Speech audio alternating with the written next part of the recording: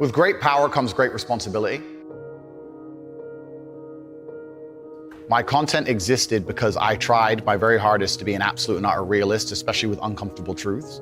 I was pointing out that very uncomfortable. Is that a truth then? It's an uncomfortable truth in many parts of the world. It's not a truth that I'm happy about. I don't want to be seen as a negative influence in the world. I know that there's a whole bunch of men. I get thousands of emails a week from men whose lives I've saved. I get thousands of emails a week from men who are on the verge of suicide and I've saved their lives. I believe in protecting and providing. I've been misunderstood. I don't want anybody to be offended by anything I say. I want to be a positive force in the world. I don't want anybody to hear what I say and make them feel bad about themselves. I want all people to live righteous and good, whether they're male or female. I think righteous is living true to your heart and knowing that you're doing good by people, not snaking anybody, not lying to anybody. I know I live a very righteous life. The government is not capable of helping the poor. And this is why it's so important as a person, you take personal responsibility and understand you're living in a world where the matrix can be cracked. You can make a bunch of money, but you need to take responsibility and do it. I refuse to accept that there are people out there who cannot become happy, contented individuals. I refuse to accept we live in a world where God has created people who, no matter how hard they work and how good their life becomes, can't be happy. I don't accept that. I accept that the universe is a very giving place and that God loves all of us. And if you try your best and you work hard, you can become a better person. I'm telling the younger generation that if they don't get up and work hard and make sure that they're important, that the world's not going to give a shit about them. 99% of my content was aimed at men, telling them the truth, saying that as a man, you're born with no inherent value. You have to become important. You have to go through some pain or go through some suffering to make people care about you. Otherwise, you're not going to matter. As a dude, if you walk into the party and you've put no effort into your life, nobody gives a shit. Nobody cares about you. And every man out here knows. And one of the great things about the masculine journey and masculinity is that we've all lived a semi-similar story. It's kind of cool. Like, we've all been the teenager, gets heartbroken. We've all been unimportant. We've all worked hard and then started to get some clout. And then we've all kind of lived the same kind of journey. So I say to everybody out there, yeah, if you don't follow that path and follow that journey and in one way or another get to the top, whether it's fighting, whether it's comedy, whether it's musician, whatever it is, if you're just going to stay somewhere near the bottom and then at the age of 44, email me saying I'm depressed, well, of course you're depressed. Loser. Yeah. But that was your choice because you have to build yourself as a man. And if you decide not to build yourself, then your life's going to suck. My main message is to resist the slave mind, to understand that every single thing you're being told has an agenda behind it or you wouldn't be told it otherwise, to examine every strongly held belief you have and try and identify where it comes from and why you have it. I sit and argue with people, I discuss things with people, and they so fervently believe a point. And I say, why do you believe that so much? Like, do you have personal experience? No, but I saw the news. The news told you X, and now you are desperate. You will sit here for hours arguing that point. A lot of people are completely empty vessels ready to be programmed. And I try and tell people, listen, to just stop for a second and understand that the things they're telling you to believe are not necessarily for your benefit. The people who make the rules don't make the rules for the benefit of everybody. They make the rules for the benefit of the people who make the rules of the game. So telling people to resist a slave mind and just be critical thinkers, keep their brain open, pay attention to things, be perspicacious, that's the general theme. And it doesn't matter whether you're left, right, liberal, man, woman, etc. It's just think for yourself. That's the general message. I believe men and women are a beautiful union. I think we're slightly different, but when we work together, we're the most powerful force in the world. And I certainly believe that men and women, when they work together, it's the most beautiful force on the planet. So of course I believe in men and women. Of course I believe in love. Of course I believe in marriage. Of course I believe in family. Okay. I believe in marriage in the traditional sense. I believe a man has a duty to stand up and be a real man. I believe that the problem with the world today that we are facing is that not enough men are sticking to the age-old ways of masculinity.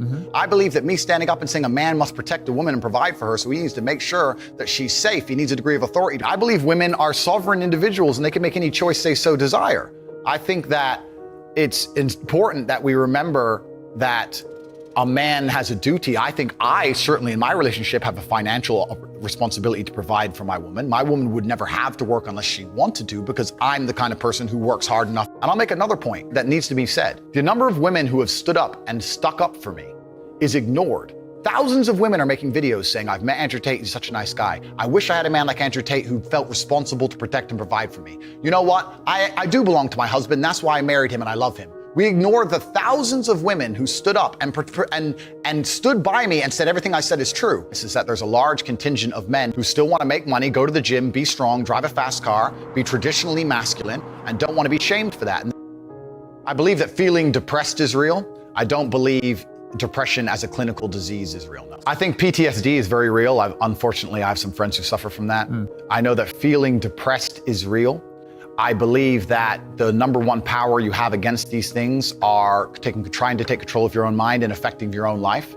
I believe that it's not healthy to hand over all your power and believe that depression is an outside disease that you can't affect. I know that when I've had difficult periods in my life, and also many of my friends, like I've said, suffer from PTSD and been through terrible things. I've lived a very difficult life, and I know people who have, that the things that made them feel better is when they woke up and said, you know what, I'm not gonna allow this to damage me anymore. I'm gonna take responsibility. I'm gonna get up and I'm gonna fight this as hard as I can.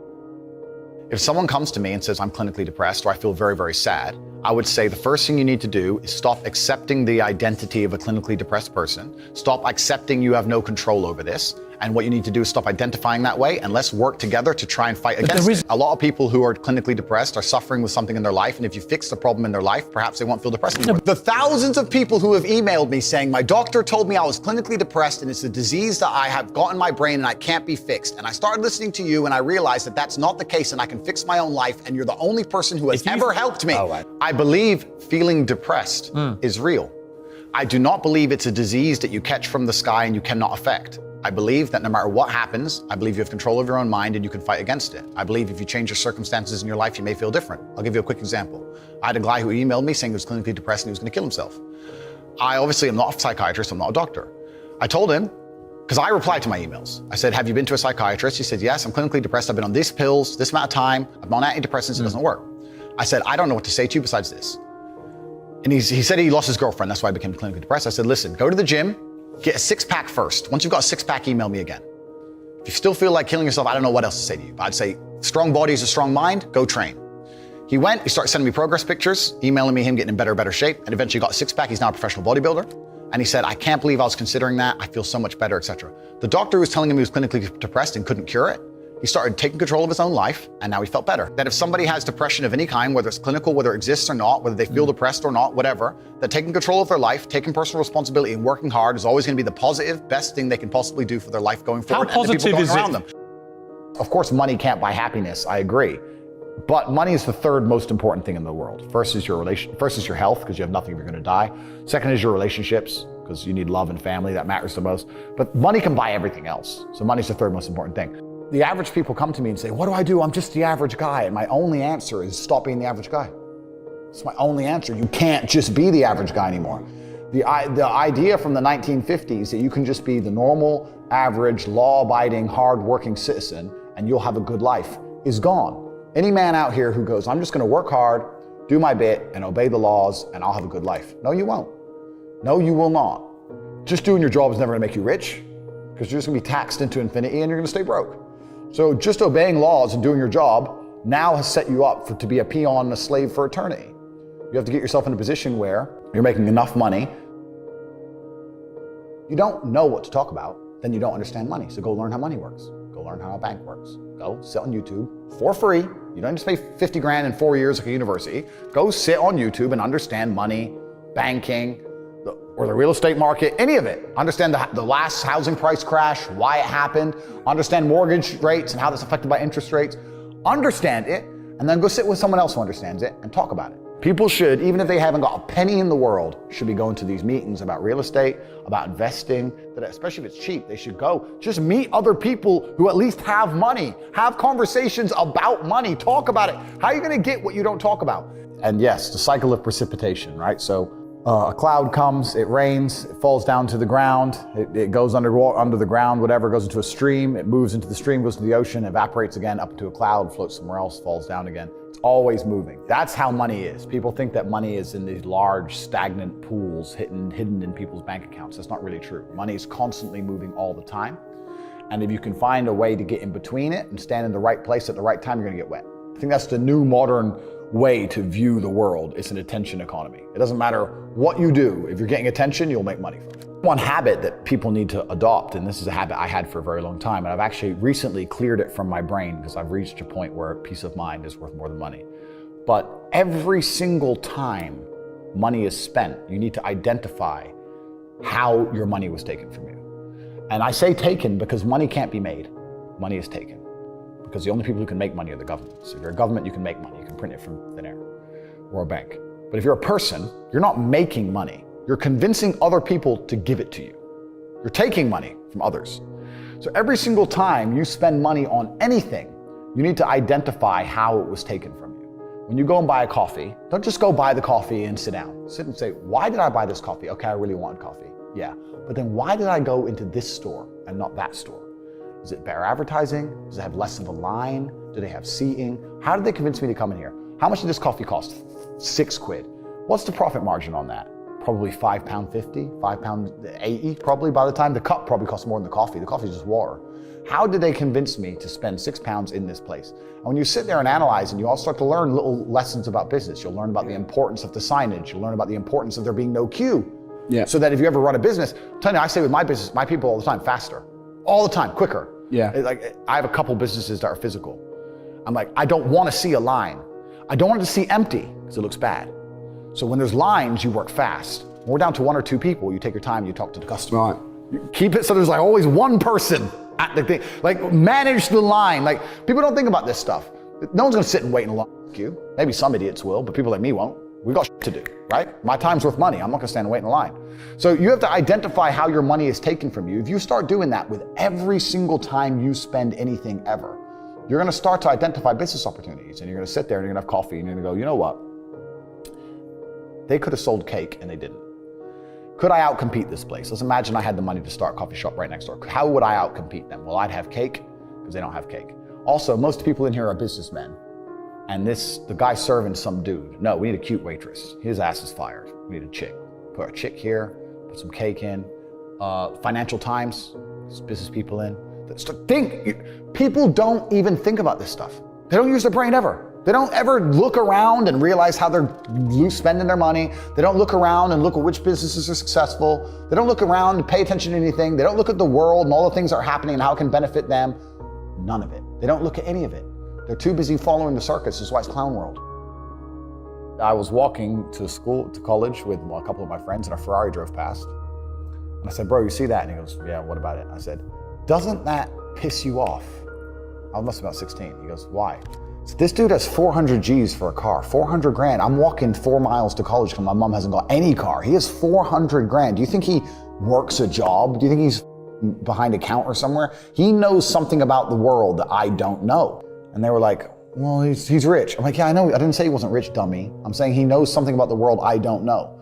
And I was intrigued, and it angered me. I couldn't sleep for weeks. I was pissed off. Every time I saw somebody with genuine money, I understood that everything I was being told and taught and they were trying to make me believe just simply wasn't true. I was like, none of these people are getting these things by following the path that the system is trying to make me follow. And everybody intrinsically knows this. If you go to if you're at a BP, you're at a petrol station, and I pull up in my Lamborghini, nobody goes, wow, he went to school. Yeah. He studied hard. And they do that because they know that the easiest way to amass wealth is to break the rules, because the rules are not designed to allow most people to make money. You can make money within the rules, of course you can, but most people don't. Most people who follow the path work, consume, die. That's it. So I always knew the same thing as you, and I knew there had to be another way. I knew that just working for money was a paradigm that wasn't true. And then you understand making your money work for you, and you understand delinking your time from money. Yeah. You start learning to understand these things, but eventually you build a system, and you build an ecosystem like me. I have 60 or 70 people work for me all around the world, and things just happen and money just kind of appears as long as everything's well organized. I mean, in my experience, like, imagine if I didn't have all this money and I had to go get a job again, I'd get a sales job, because I've always been a salesman. And I think that's a very important life skill to have, to be good at sales and to deal with the stress and have a commission-only environment. But I don't know if they even teach sales in university. Yeah, it's all garbage. They don't teach anything important. They just teach anything. They teach things that are going to keep you inside the slave mind. And they want you to go to school and then go to college and then go to university and get in debt. And you have to be in debt so that now you have to work. And you're working and you're in debt, and then they want you to take on more debt if possible in the form of a mortgage, which a lot of people do, which we can talk about because I know you're the property guy. Yeah. And then you're in debt now, and once you're in debt, you can't really quit your job, and it's very difficult for you to leave the country. And now they can hold things over you. That's the goal. It's all about control mechanisms, and the system is very well designed to make sure that people are conditioned to obey. It's very hard for the average person to say no to anything. Unless you have millions and millions and millions of dollars, it's very difficult to even have an opinion on subjects.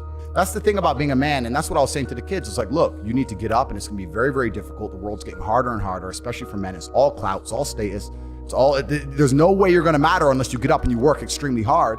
Should young men aspire to work very hard, have no criminal record, become multimillionaires, protect and provide for the women close to them, be sovereign so they can stand up and have their own points of view in face of cancellation, be able to not be mentally intimidated when they go on national TV and there's traps set up for them? Yeah, I believe that confident, strong men who stand up and protect and provide for women are a good thing for the world and a good force for the world. And I don't think that I put a magic spell on anybody. I think there's a whole bunch of men in the world who understands my value. And if men grow up to be like me, you're gonna have a whole bunch of people with no criminal record, dedicated athletes, who protect and provide for the people close to them.